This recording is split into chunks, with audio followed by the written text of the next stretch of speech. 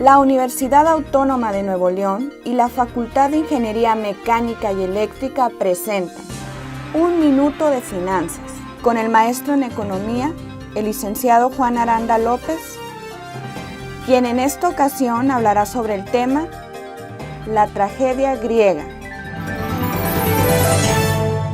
Nos llama mucho la atención los acontecimientos que se han presentado recientemente en Europa, a propósito de la crisis financiera por la que atraviesan algunos países como Portugal, España y particularmente Grecia. Crisis que ha sido atendida con recursos provenientes del Banco Central Europeo y Fondo Monetario Internacional. Básicamente se trata de inyectar recursos a economías que no han tenido la suficiente disciplina fiscal. Esto es, han gastado más de los ingresos que han obtenido vía impuestos.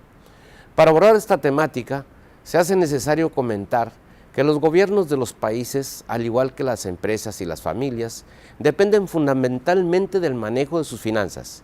Esto es, cómo administran sus políticas de ingresos y gastos. Los países, por su parte, a través de su política fiscal, toman medidas para procurar tener finanzas públicas sanas. Al llegar a este punto, preciso hacer una referencia teórica del Dr. Richard A. Musgrave, un experto estadounidense en el área, quien en su libro Hacienda Pública, Teórica y Aplicada, señala que las finanzas públicas están constituidas por el conjunto de medidas que toma el gobierno para influir no tan solo sobre sus fuentes de ingresos, sino también en la administración de sus presupuestos.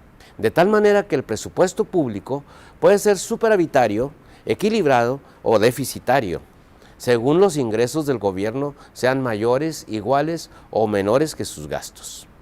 Ahora estamos en condiciones de explicar de una forma sencilla qué ha ocurrido en Europa a partir de febrero de 2010 y cómo estos acontecimientos iniciados en Grecia han desplegado un efecto dominó sobre las demás economías de la región, particularmente las de España y Portugal. El problema es simple si lo expresamos en términos de que Grecia, que es uno de los 28 países que integran la región económica europea, no se ha sujetado en forma estricta a las políticas del Banco Central Europeo. Incluso se le comprobó que falseó las cifras de su déficit fiscal, lo cual generó gran desconfianza en los mercados europeos, provocando grandes pérdidas en sus bolsas de valores, cuyos efectos se reflejaron en las bolsas de valores del mundo, entre otras las de Nueva York, Londres y Tokio. Para salvar esta situación, se ha hecho necesaria la inyección de importantes cantidades de recursos financieros, algo así como 110.000 millones de euros. En otras palabras, volviendo al ejemplo coloquial de las familias, esto significa financiar con subsidios las deudas familiares, dada la incapacidad que tienen las familias para generar mayores ingresos en el corto plazo.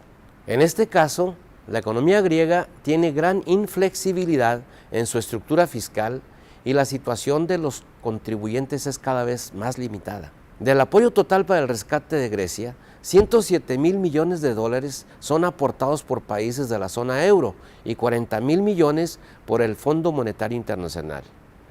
¿De qué países provienen esos recursos del rescate? Alemania, 27.9%, Francia, 21%, Italia, 18% y España 12%, son los principales aportadores, porque de ellos proviene más de 3/4 partes del rescate europeo. En el contexto del ámbito europeo, la gráfica siguiente expresa el grado de interdependencia de las economías entre sí, destacando el gran peso que tienen como países acreedores Alemania, Francia e Inglaterra. Cabe destacar que los ajustes presupuestales anunciados en Grecia han ocasionado grandes protestas, como lo hemos podido apreciar en las imágenes televisivas que se han estado divulgando en fechas recientes.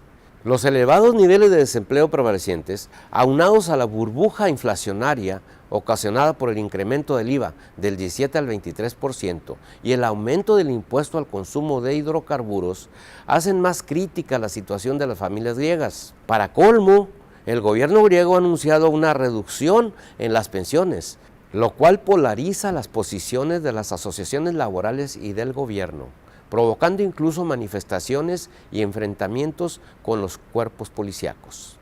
La Comisión Europea, integrada por la Unión Europea, el Fondo Monetario Internacional y el Banco Central Europeo, exhortó a Atenas a cumplir todos sus compromisos de finanzas públicas, estimando que en estas acciones se jugaba el porvenir económico de toda Europa.